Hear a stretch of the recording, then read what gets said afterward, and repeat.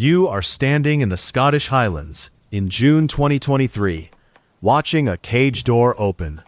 Inside are 19 wildcats, Felis sylvestris grampia, the Highland tiger, a subspecies most Britons have never seen.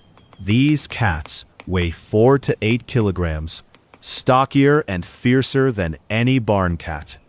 For 200 years, this landscape has been empty of them. Today, we put them back. Now, I want you to sit with this for a moment. The Scottish wildcat did not vanish from disease or hunting pressure. It died because we let domestic cats breed with it, again and again. By 2023, fewer than 300 pure wildcats remained in the wild. If that, I had spent my career watching subspecies slip toward nothing, while we argued about whether to act. But this time, we did not argue, we acted. My name is Hendrik Bale, and I am an ecologist and conservation biologist. I have tracked predators across wild landscapes for more than 2 decades. Today, I am going to walk you through the first 12 months of this reintroduction. 19 wildcats released across the Cairngorms Connect area, 600 square kilometers of restored highland habitat. By the end of this chapter, you will know what happened to each one. You will see the survival data, the territorial behavior, the sightings nobody predicted. But stay with me through to the end of the second chapter, because what those cats did next forced every conservation biologist in Europe to reconsider how reintroduction works. It happened faster than any of us believed possible. The cage opens. The Highland tiger steps into wild Scotland for the first time in generations. The GPS collar on its neck begins to transmit. The watching begins. This is where the story turns. The Cairngorms has rabbits, voles, wood mice, and shrinking populations of golden eagle, red fox, and pine marten. Predators and prey, all watching the newcomers. 18 of those 19 cats were fitted with GPS radio collars, tracked in real time. Camera traps across the landscape caught the first wild sightings within days. And within weeks, the survival rate told us something we did not expect. Most of them lived. Most of them hunted. Most of them stayed. But the real shock came when we looked at what they did next. By month 4, the data from the GPS collars told us something remarkable. The released cats were not just surviving, they were breeding. I first saw it in the clustering pattern on the collar readings. One female kept returning to the same rocky outcrop, night after night. Camera traps confirmed what the GPS had hinted at, a den site. She was pregnant when we released her.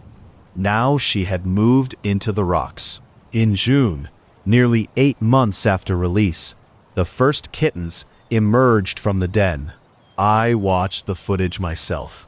3 tiny kittens moving through the heather at dusk. Their mother had done what we hoped she would do, what we were not sure she could do. Within 6 weeks, 4 more females in our study area showed the same pattern.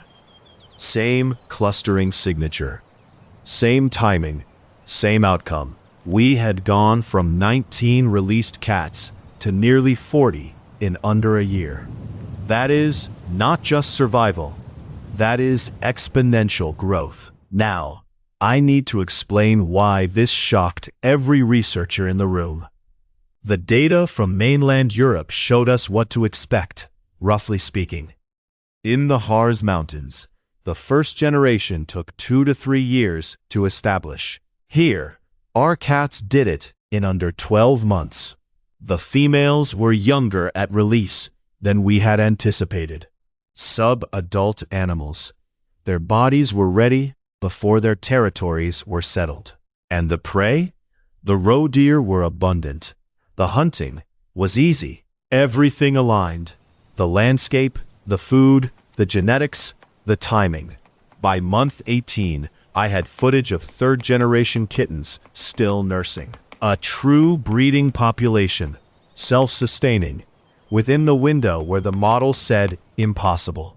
But here is where it gets interesting.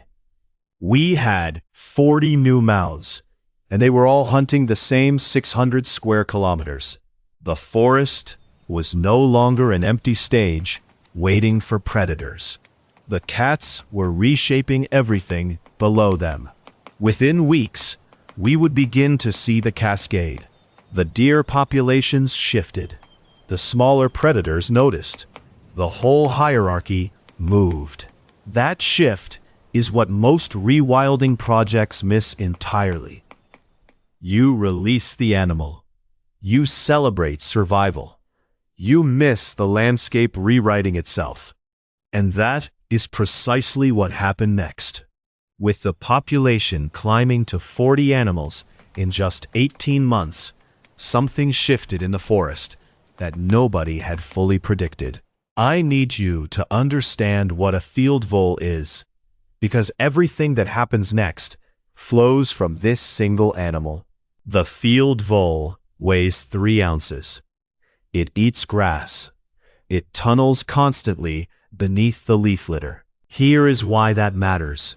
A barn owl, a kestrel, a stoat, a weasel, they all depend on field voles to survive. When I arrived in year 2 to check our live trapping grids, the vole counts had dropped by nearly 40% in the core wildcat territories.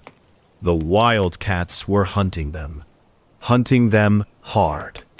And the ripple was immediate. You are standing at a barn owl nest, and suddenly the adults are making fewer kills per night.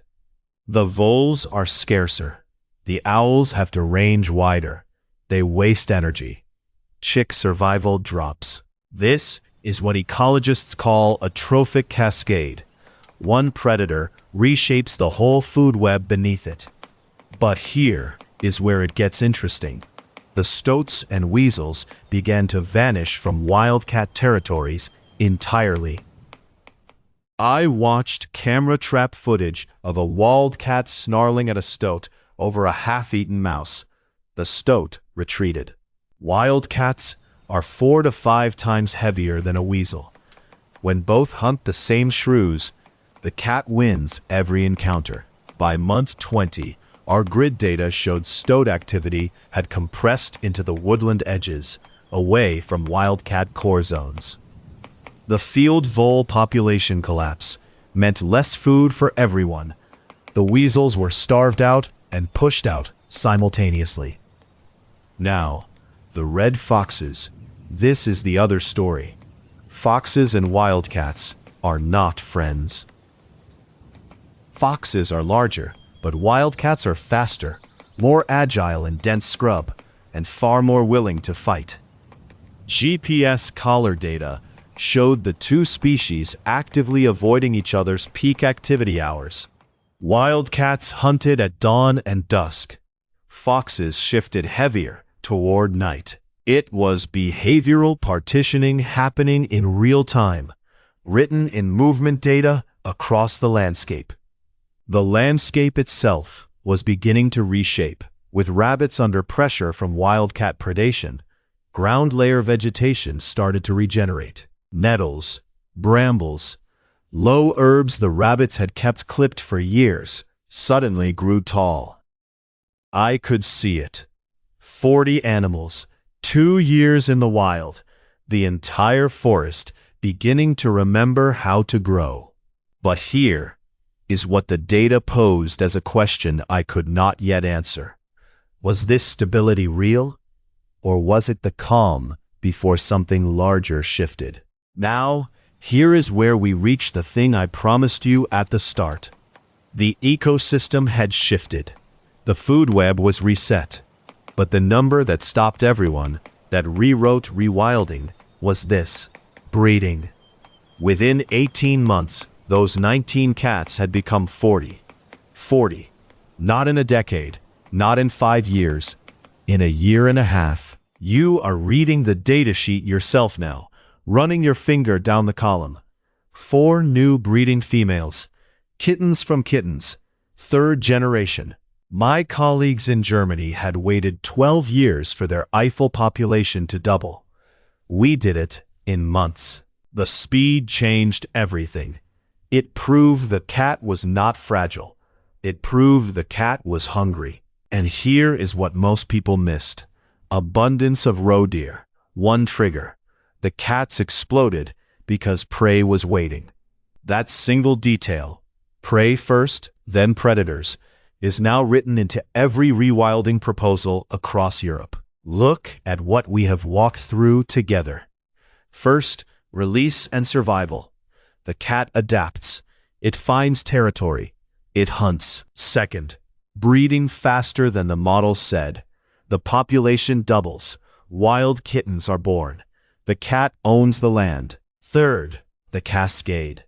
Voles collapse. Foxes move. Brambles return. One predator rewires the whole system. And now, the verdict. These are not endangered animals we are propping up with care. These are apex mesopredators, proving they belong here. And that changes the case for lynx, for wolves, for everything Europe forgot. The Cairngorms data is being studied in 7 countries right now. Real data, real breeding, real ecosystem shift. I want you to do something when you leave this video. Walk outside and look at your hedgerows, your scrub, your fields. Ask yourself, what predator is missing here? What small mammal is overgrown? What ground is buried under what should be eaten? You cannot bring back a wildcat in your garden. But you can notice. You can ask. You can push. This is how rewilding gets permission. Not from scientists, from people who stop and see what the land wants. Have you watched a wild predator hunt or move through your landscape? Tell me what you saw. I read every comment. The Highland tiger has come home, and we are only just beginning to understand what that means.